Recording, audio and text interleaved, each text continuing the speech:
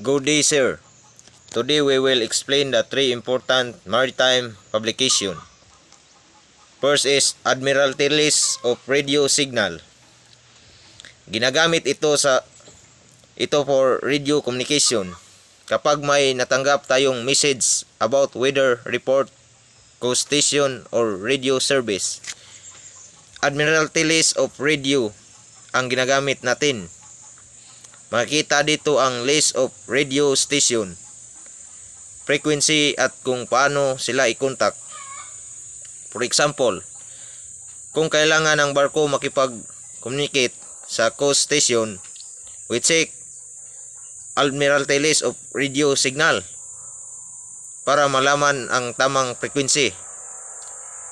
So, ang Admiralty List of Radio Signal help us to know where and how to communicate using radio. Next is International Communication Union. Ito naman ang nagbigay ng rules and regulation sa communication. Sinasabi nito kung anong frequency ang pwede gamitin at paano ito gamitin properly. Kapag ang message ay about rules of frequency usage, International Communication Union ang gamitin natin.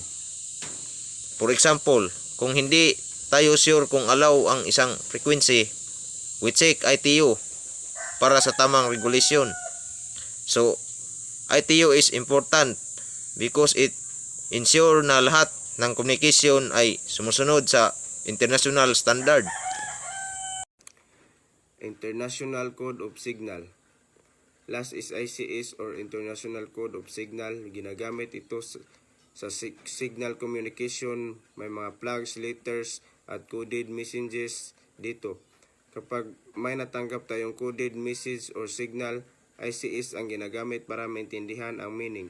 For example, kung may signal flags or coded letters, we check ICS para ma-translate ito. This helps ships communicate kahit iba-iba ang language.